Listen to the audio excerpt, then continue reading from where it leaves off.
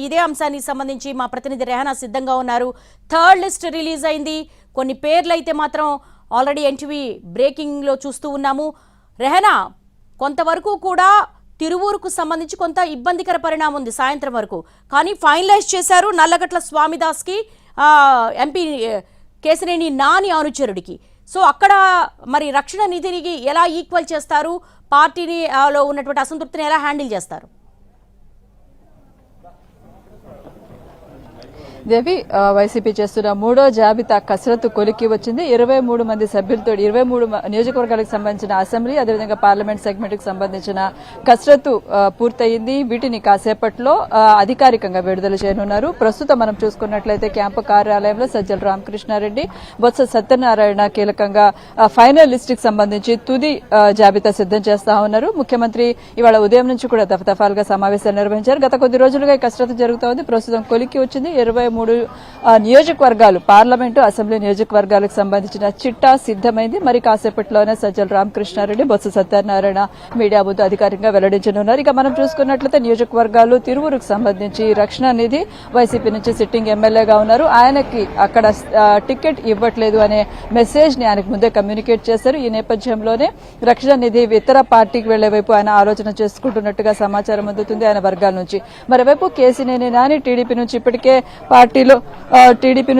పార్టీలో చేరారు, వచ్చి వైసీపీలో చేరారు. అదేవిధంగా ఆయనతో పాటు ఉన్న నల్లగట్ల స్వామిదాస్ కూడా ఇవాళ ముఖ్యమంత్రి జగన్ సమక్షంలో చేరారు. ఆయన సతీమణి సుధారాణి కూడా. సో వాళ్లకు తిరువూరు సెగ్మెంట్ నుంచి ఆయన గతంలో 2 సార్లు 1994, 99లో 2 సార్లు టీడీపీ నుంచి ఎమ్మెల్యేగా గెలిచారు. అదేవిధంగా ఆ సెగ్మెంట్ లో కీలకంగా ఉన్నారు. అందువల్ల వాళ్ళని వైసీపీ అభ్యర్థిగా నిలబెట్టే అవకాశాలున్నాయి. ఈ మేరకు ఖరారు అయిపోయినట్టుగా తెలుస్తుంది. ఇక కృష్ణా జిల్లాకు సంబంధించి కొన్ని మార్పులు చేర్పులు చూసుకున్నట్లయితే మంత్రి జోగి రమేష్ కు పెరంబలూరు నుంచి నిలబెట్టేందుకు వైసీపీ నిర్ణయించినట్టుగా, హైకమాండ్ నిర్ణయించినట్టుగా మనకు సమాచారం అందుతుంది. ప్రస్తుతం ఆయన పెడనకు ప్రాతినిధ్యం వహిస్తున్నారు. పెరంబలూరు నుంచి ప్రస్తుతం వైసీపీ సిట్టింగ్ ఎమ్మెల్యే పార్థసారథి టీడీపీలో చేరుతున్న నేపథ్యంలో అక్కడి నుంచి జోగి రమేష్ ని బరిలో పెట్టేందుకు పార్టీ హైకమాండ్ నిర్ణయించింది. అటు పెడన నుంచి ప్రస్తుతం కృష్ణా జిల్లా జెడ్పీ చైర్పర్సన్ గా ఉన్న ఉప్పాల హారిక భర్త ఉప్పాల రాము, ఆయనను పెడన సెగ్మెంట్ నుంచి బరిలో నిలబెట్టాలని పార్టీ హైకమాండ్ నిర్ణయించినట్టుగా మనకు సమాచారం అందుతుంది. ఇక మరికొన్ని నియోజకవర్గాలకు సంబంధించి చూసుకున్నట్లయితే చిత్తూరు నుంచి ఆరణి శ్రీనివాసులను అక్కడి నుంచి తెప్పించారు. ఆయనకు రాజ్యసభకు పంపించాలనే ఆలోచనలు పార్టీ హైకమాండ్ ఉంది. ఈ బేటకే నిర్ణయం తీసుకున్నట్టు మనకున్న సమాచారం. సో అక్కడి నుంచి విజయానందరెడ్డి పేరును దాదాపు ఖరారు చేసినట్టుగా మనకున్న సమాచారం. ఇక మార్కాపురం నుంచి జంకే వెంకటరెడ్డి, ప్రస్తుతం సిట్టింగ్ ఎమ్మెల్యేగా ఉన్న నాగార్జున రెడ్డిని, అదేవిధంగా జంకే రెడ్డిని ఇద్దరిని పిలిచి ముఖ్యమంత్రి మాట్లాడారు, సర్దుబాటు చేశారు. సో నాగార్జున రెడ్డిని పక్కన పెడుతున్నారు. ఆయన స్థానంలో మాజీ ఎమ్మెల్యే మార్కాపురం వైసీపీ జిల్లా అధ్యక్షుడు జంకే వెంకటరెడ్డి పేరు ఖాయమైపోయింది. దాన్ని కాసేపట్లో అనౌన్స్ చేయనున్నట్టుగా సమాచారం అందుతుంది. అదేవిధంగా రాయదుర్గం నుంచి కాపు రామచంద్రారెడ్డి ఇప్పటికే తనకు టికెట్ లేదని ఆయన పార్టీని వీడారు. ఆయన స్థానంలో మెట్టు గోవిందరెడ్డికి పేరు దాదాపు ఖరారైపోయింది. కాసేపట్లో అనౌన్స్ చేసే అవకాశం ఉందని సమాచారం అందుతుంది. ఇక మరొక సెగ్మెంట్ పూతలపట్టు, ఇక్కడ నుంచి డాక్టర్ సునీల్ ని బరిలో పెట్టాలని పార్టీ నిర్ణయించినట్టుగా తెలుస్తుంది. ప్రస్తుతం అక్కడ బాబు ఎమ్మెల్యేగా ఉన్నారు. ఆయనను పక్కన పెట్టి ఆయన స్థానంలో మాజీ ఎమ్మెల్యే సునీల్ ను బరిలో పెట్టాలని నిర్ణయించింది. సునీల్ 2014లో వైసీపీ అభ్యర్థిగా గెలిచారు. 5 ఏళ్ల పాటు అక్కడ ఎమ్మెల్యేగా ఉన్నారు. ప్రస్తుతం మరొకసారి ఆయనకి అవకాశం ఇస్తుంది. ఇక మరొక కీలకమైన అడుగు మనం చూసుకున్నట్లయితే ఒంగోలు ఎంపీకి సంబంధించి కసరత్తు కొద్ది రోజులుగా జరుగుతా ఉంది. ఒకవైపు మాగుంటకి లైన్ క్లియర్ అయిందని సమాచారం జరిగింది. బాలినేని మాగుంట దాదాపు 2-3 దఫాలు కూర్చున్నారు. మొన్న రాత్రి కూడా విజయవాడలో భేటీ అయ్యారు. అయితే మాగుంటకు సంబంధించి మళ్ళా పరిస్థితి తేడా అయింది. ఇప్పుడు తాజాగా మనం జరిగిన డెవలప్మెంట్స్ చూసుకున్నట్లయితే ఒంగోలు ఎంపీగా సిద్ధా రాఘవ పేరు మళ్లీ తెరపైకి వచ్చింది మనకున్న కాన్ఫిడెన్షియల్ ఇన్ఫర్మేషన్ ప్రకారం.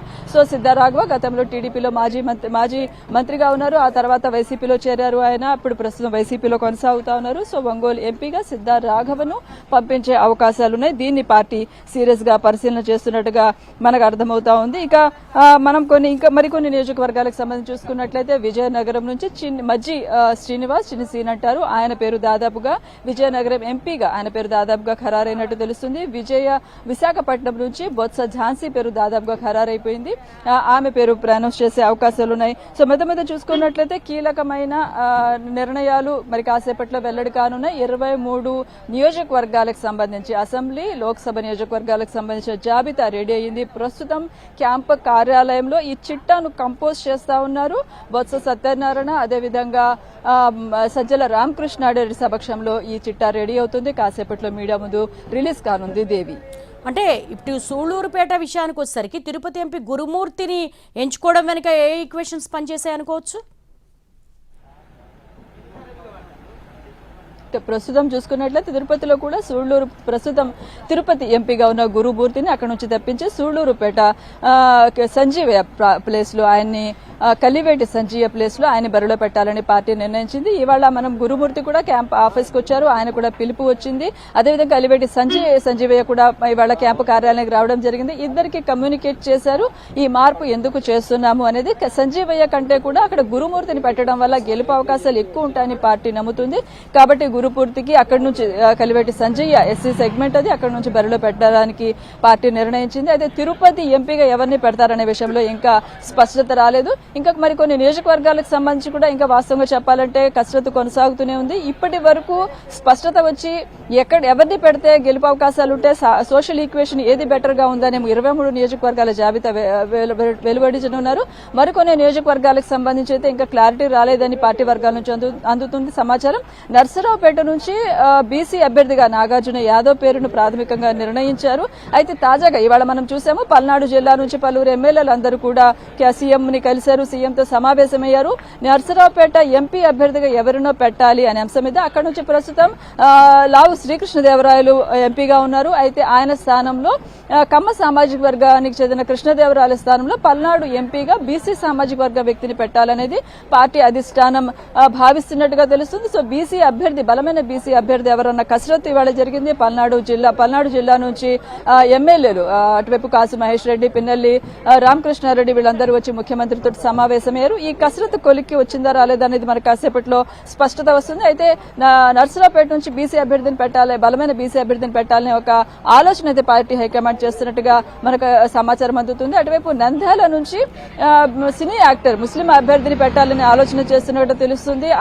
సినీ యాక్టర్ అలీ పేరు కూడా పరిశీలనలో ఉంది. సో ఇటువైపు గుంటూరుకు సంబంధించి కూడా కొంత స్పష్టత రావాల్సి ఉంది. మొత్తం మీద అయితే 23 నియోజకవర్గాలకు సంబంధించిన లిస్ట్ రెడీ అయ్యింది, మరి కాసేపట్లోనే విడుదల చేయనున్నారు. దేవి, అంటే నర్సరావుపేట విషయానికి వచ్చేసరికి సోషల్ ఈక్వేషన్సా లేకపోతే సర్వేల ఆధారంగా కృష్ణదేవరాయలను కాదని బీసీ క్యాండిడేట్ ని ఎంచుకోవడం జరిగిందా? అంటే స్పెసిఫిక్ గా నర్సరావుపేట లోక్సభ స్థానానికి సంబంధించి చూసుకున్నట్లయితే కేవలం సామాజిక ఈక్వేషన్ మీదే పార్టీ ఫోకస్ పెట్టిందని చెప్పాలి. దీనికి ఒక కారణం కూడా ఉంది. పల్నాడు జిల్లాలో తీసుకున్నట్లయితే జిల్లాలో ఉన్న 7 అసెంబ్లీ నియోజకవర్గాల్లో అన్ని కూడా హయ్యర్ కమ్యూనిటీస్ కి ఇవ్వడం జరిగింది. కమ్మ సామాజిక వర్గం కావచ్చు, రెడ్డి సామాజిక వర్గం కావచ్చు. ఎందుకంటే అక్కడ ఆయా సామాజిక వర్గాల అభ్యర్థులు బలంగా ఉన్నారు, వాళ్ళు గెలిచే అవకాశం ఉందని పార్టీ భావించిన నేపథ్యంలో అయితే మొత్తం జిల్లాలో ఒక్కళ్ళ బీసీ అభ్యర్థి కూడా లేకపోవడం అనే అంశానికి సంబంధించి దాన్ని బ్యాలెన్స్ చేయడం కోసమే నర్సరావుపేట ఎంపీగా బీసీ అభ్యర్థిని పెట్టాలనేది పార్టీ హైకమాండ్ చేసిన ఆలోచన.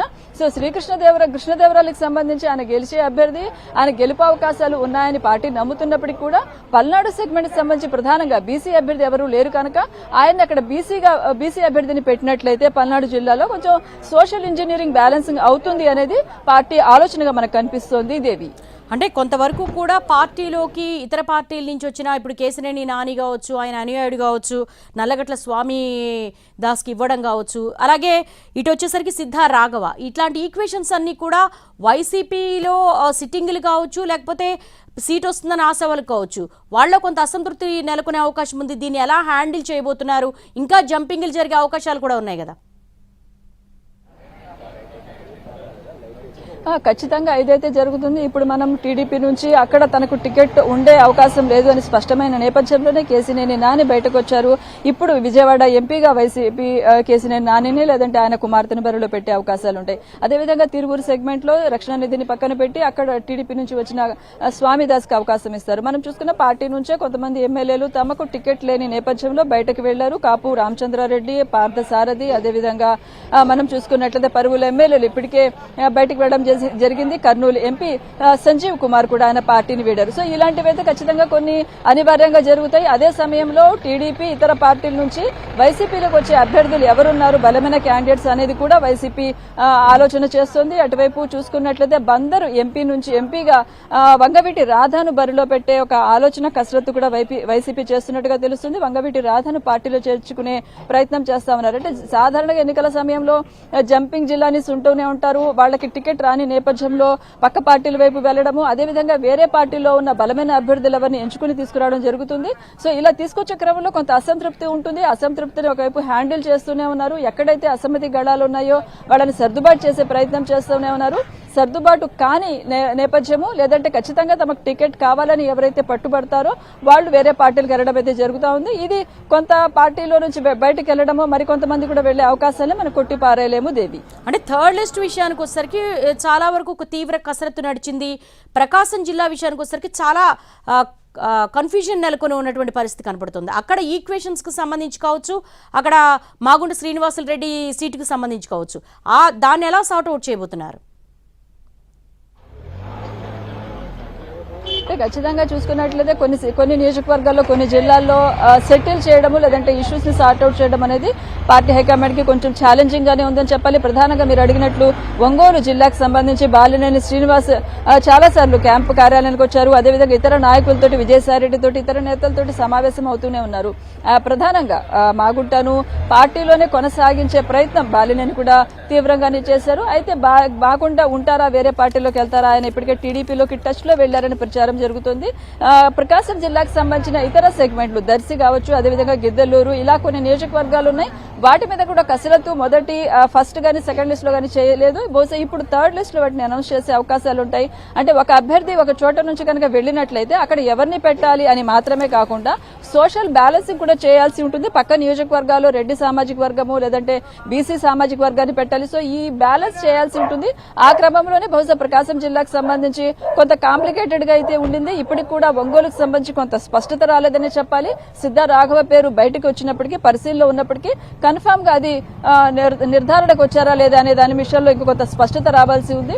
సో ఈ చర్చలు అయితే జరుగుతూ ఉన్నాయి. అటువైపు నాయకుల నుంచి కూడా ఖచ్చితంగా డిమాండ్లు ఉంటాయి. తమకు అదే స్థానం ఇవ్వాలని లేదంటే తమ వారసులకు ఇవ్వాలని, వీటన్నిటిని కూడా బ్యాలెన్స్ చేసుకుంటూ ఈ కసరత్తు అయితే కొనసాగుతోంది. దేవి, అలాగే విశాఖపట్నం వచ్చేసరికి బొత్స ఝాన్సీకి ఇచ్చారు, ఎంవివి సత్యనారాయణ కాదని. ఇక్కడ ఎంవివి సత్యనారాయణకి సంబంధించి సర్వే రిపోర్ట్స్ నెగిటివ్ గా ఉన్నాయా? అంటే ప్రధానంగా మనం విశాఖ ఉత్తరాంధ్రకు సంబంధించి చూసుకున్నట్లయితే అక్కడ కూడా అనేక కసరత్తు జరుగుతోంది. బొత్స సత్యనారాయణ ముఖ్యమంత్రితోటి, అదేవిధంగా సజ్జల రామకృష్ణారెడ్డి వీళ్ళందరూ కూర్చుని ఏ సెగ్మెంట్ లో మార్పులు చేయాలి, ప్రధానంగా ఉత్తరాంధ్రలో ఎంపీ స్థానాలన్నీ కూడా మార్చే అవకాశాలు ఉంటాయి. శ్రీకాకుళం, విజయనగరం, అదేవిధంగా విశాఖపట్నం, అనకాపల్లి, వీటన్నిటిని కూడా. విశాఖపట్నం దగ్గరకు వచ్చేటప్పటికి ప్రస్తుతం సిట్టింగ్ ఎంపీగా ఎంవివి ఉన్నారు. ఆయనకు ఇప్పటికే విశాఖలో ఉన్న సెగ్మెంట్ కి, అసెంబ్లీ సెగ్మెంట్ కి ఆయనకి సమన్వయకర్త బాధ్యతలు ఇచ్చారు. సో దానికి ఆయన ఇప్పటికే అంగీకారం తెలిపారు. ఎంపీగా కాకుండా వచ్చే ఎన్నికల్లో ఆయన ఎమ్మెల్యే అభ్యర్థిగా కంటెస్ట్ చేయడానికి ఎంవివి ఒప్పుకున్నారు. ఇప్పటికే ఆ కసరత్ అంతా పూర్తయింది. సో ఈ నేపథ్యంలోనే విశాఖ ఎంపీ స్థానం అనేది వైసీపీకి ఛాలెంజింగ్ గా ఉంటుంది. కాబట్టి అక్కడ ఒక బలమైన అభ్యర్థి ఉండాలి అనే ఒక ఆలోచన. బొత్స ఝాన్సీ అయితే సామాజిక వర్గం ఉంటుంది, ఒక మహిళ అనే యాంగిల్ ఉంటుంది. అదేవిధంగా ఆమె గతంలో కూడా ఎంపీగా చేశారు, అనుభవం కూడా పనికొస్తుంది. సో ఇవన్నీ ఈక్వేషన్స్ లో చూసుకుని అక్కడ విశాఖ ఎంపీగా బొత్స ఝాన్సీ పేరును పార్టీ పరిశీలన చేస్తోంది. దేవి, అలాగే చిత్తూరు విషయానికి వచ్చేసరికి ఆరణి శ్రీనివాసులను వదిలేసి విజయానందరెడ్డికి ఇచ్చారు. అంటే ఇక్కడ ఎలాంటి ఈక్వేషన్స్, కేవలం సోషల్ ఈక్వేషన్సా లేకపోతే సర్వేలు నెగిటివ్ గా ఉన్నాయా, దేని పరిగణలోకి తీసుకుంది? అయితే ప్రధానంగా ఈ జరుగుతున్న కసరత్తు మనం చూసుకున్నట్లయితే ఓవరాల్ గా బేసిక్ గా వాళ్ళు ఆయా నియోజకవర్గాల్లో గెలిచే పర్సెంటేజ్ ఏ రకంగా ఉంది, గెలుపు అవకాశాలు ఏ రకంగా ఉన్నాయి అనేది ప్రాథమికంగా అంచనా వేస్తా ఉన్నారు. అదే సమయంలో సామాజిక ఈక్వేషన్లు కూడా అంచనా వేస్తా ఉన్నారు. మనం ఉదాహరణ చూసుకున్నట్లయితే నర్సరావుపేటలో కృష్ణాదేవరాయలకు సంబంధించి ఆయన సర్వే బానే ఉందనే అభిప్రాయం పార్టీ వర్గాల్లో వ్యక్తమైంది. అయితే అక్కడ బీసీ అభ్యర్థిని పెట్టడం ద్వారా సోషల్ బ్యాలెన్సింగ్ చేయాలి అనేది పార్టీ ఆలోచనగా కనిపిస్తుంది. అదేవిధంగా చిత్తూరు జిల్లాకు సంబంధించి చూసుకున్నట్లయితే చిత్తూరు నియోజకవర్గానికి ఆరణి శ్రీనివాసులు ఎమ్మెల్యేగా ఉన్నారు. ఆయనకు గెలుపు అవకాశాలు అక్కడ పూర్తి స్థాయిలో లేవు అనేది వైసీపీ సర్వేల నివేదిక. సో ఆయన అక్కడ నుంచి తెప్పించి రాజ్యసభకు పంపించాలని ఆలోచన చేస్తుంది. అదేవిధంగా ఆయన సామాజిక వర్గం కూడా బలిజ సామాజిక వర్గం కూడా కీలకమైంది. ఆ సామాజిక వర్గానికి రాజ్యసభలో ప్రాతినిధ్యం ఇవ్వాలని పార్టీ భావిస్తోంది. అదేవిధంగా 3 రాజ్యసభ స్థానాల్లో ఒకటి ఉత్తరాంధ్రకు, ఒకటి కోస్తాకు, ఒకటి రాయలసీమకి ఇవ్వాలనేది పార్టీ ఆలోచన. సో ప్రాంతాల మధ్య కూడా సమన్వయం చేయడానికి ఈ క్రమంలో రాయలసీమ నుంచి ఆరణి శ్రీనివాసులను ఎంపిక చేసినట్టుగా తెలుస్తుంది. సో ఆయన ప్లేస్ లో ఇప్పుడు మరొక కొత్త అభ్యర్థిని పార్టీ ప్రకటించే అవకాశం ఉంది. దేవి, అంటే first, second and third list మొత్తం కూడా క్యాలిక్యులేట్ చేస్తే గనక ఇంకా మార్పులు చేర్పులు ఉండే అవకాశం ఉంటుందా? ఇదే ఫైనల్ లిస్ట్ గా భావించవచ్చా? ఇప్పటి వరకు మనకు అందుతున్న సమాచారం పార్టీ వర్గాలను చూసుకున్నట్లయితే ఫస్ట్ లిస్ట్, సెకండ్ లిస్ట్ కలిపి 38 నియోజకవర్గాలకు సంబంధించి మార్పులు చేర్పులు చేశారు. దీంట్లో కొన్ని స్థానచలనాలు ఉన్నాయి. కొంతమంది ఎంపీలని ఎమ్మెల్యేగా అనౌన్స్ చేశారు, కొంతమంది ఎమ్మెల్యేని ఎంపీలుగా బరిలో పెట్టారు. 3వ లిస్ట్ లో 23 మందితోటి 23 నియోజకవర్గాలకు సంబంధించిన కసరత్తు పూర్తి చేశారు. అయితే మొత్తంగా దాదాపు మనం ఆ 38 ఈ 23 చూసుకున్నట్లయితే సుమారుగా 55 నుంచి 60 వరకు నెంబర్ వెళ్లేట్టుంది. అయితే ఇది ఈ మార్పులు చేర్పులు లేదంటే ఈ ప్రక్షాళన అనేది ఇక్కడికే ఆగదు. మరికొన్ని నియోజకవర్గాల్లో కూడా ఇంకా ఫైనల్ డెసిషన్ తీసుకోవాల్సి ఉంది ఇప్పటి వరకు మనం చూసిన కసరత్తు. కాబట్టి బహుశా 4వ లిస్టు కూడా ఖచ్చితంగా ఉంటుంది మరికొన్ని నియోజకవర్గాలకు సంబంధించి ఇంకా క్లారిటీ రాని నేపథ్యంలో. అయితే ఇక్కడ ఇంకొక ఈక్వేషన్ కూడా ఉంది దేవి. ఇతర పార్టీల నుంచి ఎవరైనా చేరికలు ఉంటే గనక దానికి అనుగుణంగా కొన్ని మార్పులు 4వ జాబితాలో ఖచ్చితంగా జరుగుతాయి. ఇందాక మనం అనుకున్నట్టు వంగవీటి రాధాకు సంబంధించి పార్టీ టచ్ లో ఉన్నట్టు ఆయన్ని ఒప్పించే ప్రయత్నం చేస్తున్నట్టుగా సమాచారం అందుతుంది. అదే గనక సక్సెస్ అయినట్లయితే ఒకవేళ ఆయన ఎంపీ అభ్యర్థిగా బరిలో పెడితే ఆ ఈక్వేషన్ మళ్లీ మారుతుంది. అదేవిధంగా మిగిలిన కొన్ని నియోజకవర్గాల్లో టీడీపీకి సంబంధించిన కొంతమంది నాయకులు టచ్ లో ఉన్నారంటున్నారు. వాళ్ళు కనుక వచ్చినట్లయితే ఆ మేరకు కొన్ని సవరణలు చేయాల్సి వస్తుంది. కాబట్టి ఇది ఫైనల్ లిస్ట్ కాదు. దీని తర్వాత కూడా ఖచ్చితంగా మరొక జాబితా ఉండే అవకాశం అయితే ఇప్పటి వరకు మనకు పార్టీ వర్గాల నుంచి అందుతున్న సమాచారం ప్రకారం మనం భావించాల్సి ఉంటుంది. అంటే రెహనా, ఓవరాల్ గా అందాజుగా చూసుకున్న 38 + 23 దాదాపు 60 మంది మార్పులు చేర్పులు జరిగినట్టుగా కనపడుతోంది. ఇంకా మరిన్ని షఫలింగ్స్ జరిగితే గనక దాదాపు ఈ సంఖ్య పెరిగే అవకాశం ఉన్నట్టుగా ఎక్స్పెక్ట్ చేయొచ్చుగా? ఖచ్చితంగా పెరిగే అవకాశం ఉంటుంది. ప్రాథమికంగా పార్టీ వర్గాల నుంచి అంచనా ప్రకారం అయితే 55 నుంచి 60 నియోజకవర్గాల్లో మార్పులు చేర్పులు ఉంటాయని అయితే ప్రాథమికంగా అంచనా వేశారు. అయితే ఇప్పుడు జరుగుతున్న మార్పులు చూసుకున్నట్లయితే, ఇప్పుడు జరుగుతున్న కసరత్తు ప్రకారం చూసుకున్నట్లయితే ఈ సంఖ్య మరింత పెరిగే అవకాశమే ఉంటుంది. కనీసంగా మరొక 10 నుంచి 15 నియోజకవర్గాల్లో అయితే మార్పులు ఉండే అవకాశం ఉంటుంది. ఎందుకంటే ఇవాళ చేసే అనౌన్స్మెంట్ లో లోక్సభకు సంబంధించి చాలా చోట్ల మార్పులు చేయాల్సి ఉంది. రాజమండ్రి, అనకాపల్లి, అదేవిధంగా కాకినాడ, ఇటువైపు ఏలూరు, విజయవాడ, గుంటూరు ఇలా చాలా నియోజకవర్గాల్లో మార్పులు చేయాల్సి ఉంది. సో ఇవాళ చేసే అనౌన్స్మెంట్ లో అన్ని ఎంపీ స్థానాలకు సంబంధించిన అనౌన్స్మెంట్ ఉండకపోవచ్చు అని అంటున్నారు. కాబట్టి ఖచ్చితంగా 4వ జాబితాలో వీటన్నిటిని కూడా అకామిడేట్ చేసే అవకాశం ఉంటుంది. ఆ కసరత్తు మరి కొంతకాలం కొనసాగుతుందని భావించాల్సి ఉంటుంది. సో ఇది ఫైనల్ లిస్ట్ గా మనం అనుకోలేమనేది ఇప్పటి వరకు నా సమాచారం. దేవి, అంటే రెహనా, నిన్న టీడీపీ ఎంపీ కేశినేని నాని ప్రశ్న అడ్రస్ చేస్తూ కూడా దాదాపు 50 మంది పైనే వచ్చే అవకాశం ఉందని అన్నారు. ప్రస్తుతం ఆయన వెనకొచ్చినటువంటి అనుయాయులకే ఇప్పుడు ఆయన సీటు దక్కించుకున్నారు. సో ఈ ఈక్వేషన్స్ చూసుకుంటే మరింత మంది వస్తే గనక కొంతవరకు సిట్టింగ్లు కావచ్చు, లేకపోతే ఆశావాలకు కావచ్చు మొండి చేయి చూపించే అవకాశాలు ఉంటాయా? అంటే ఖచ్చితంగా ఇప్పుడు కేసీఆర్ నాని చెప్పిన ఫిగర్ లో అంత సంఖ్యలో ఉండకపోవచ్చు, కానీ అదేవిధంగా అంతమందికి అకామిడేట్ చేయడం కూడా వైసీపీకి సాధ్యం కాదు. ఎందుకంటే ఇప్పటికే వైసీపీ 2019లో 151 స్థానాలు గెలిచింది. అంటే 151 స్థానాలు వైసీపీకి సంబంధించిన గెలిచిన అభ్యర్థులు ఉన్నట్టే. సో అక్కడ ప్రక్షాళన చేసేటప్పటికే వైసీపీకి చాలా తలనొప్పులు ఎదుర్కొంటుంది. చాలా నియోజకవర్గాల్లో అసమ్మతి ఎదురవుతుంది. చాలా చోట్ల అసంతృప్తులు వ్యక్తం అవుతా ఉన్నాయి. కొంతమంది తమకు ఇచ్చి తీరాల్సిందంటే డిమాండ్లు చేస్తా ఉన్నారు. ఈ క్రమంలో టీడీపీ గానీ ఇతర పార్టీలు పార్టీల నుంచి కానీ జనసేన నుంచి కానీ భారీ సంఖ్యలో వచ్చే అవకాశం కానీ వాళ్ళు వచ్చినా కూడా అకామిడేట్ చేసే పరిస్థితి అయితే ఉండదని భావించాల్సి ఉంటుంది. అయితే కొన్ని సెగ్మెంట్లో ఎక్కడైతే వైసీపీ అభ్యర్థుల కంటే కూడా వేరే పార్టీల అభ్యర్థులు బలంగా ఉన్నారు, అదేవిధంగా వాళ్ళ సామాజిక వర్గ ఈక్వేషన్ కూడా వైసీపీకి పనికొస్తుందని అంచనా ఉన్న సమయంలో మాత్రం కొన్ని స్థానాల్లో కొన్ని చోట్ల అయితే చేరికలు అకామిడేషన్స్ అయితే జరిగే అవకాశం ఉంటుంది. Devi, yes, thanks for the live updates. మొత్తంగా 23 మందితో ఇన్ఛార్జీల పేర్లు ప్రకటించబోతున్నారు అధికారికంగా. సూళ్లూరుపేట వచ్చేసరికి గతంలో తిరుపతి ఎంపీగా ఉన్నటువంటి డాక్టర్ గురుమూర్తిని ఎంచుకున్నారు. ఇక పెడన ఉప్పాల రాము, పెనమలూరు జోగి రమేష్, చిత్తూరు విజయానందరెడ్డి, మార్కాపురం జంకే వెంకటరెడ్డి, రాయదుర్గం మెట్టు గోవిందరెడ్డి, పూతలపట్టు డాక్టర్ సునీల్, తిరువూరు నల్లగట్ల స్వామిదాస్ ఉన్నారు.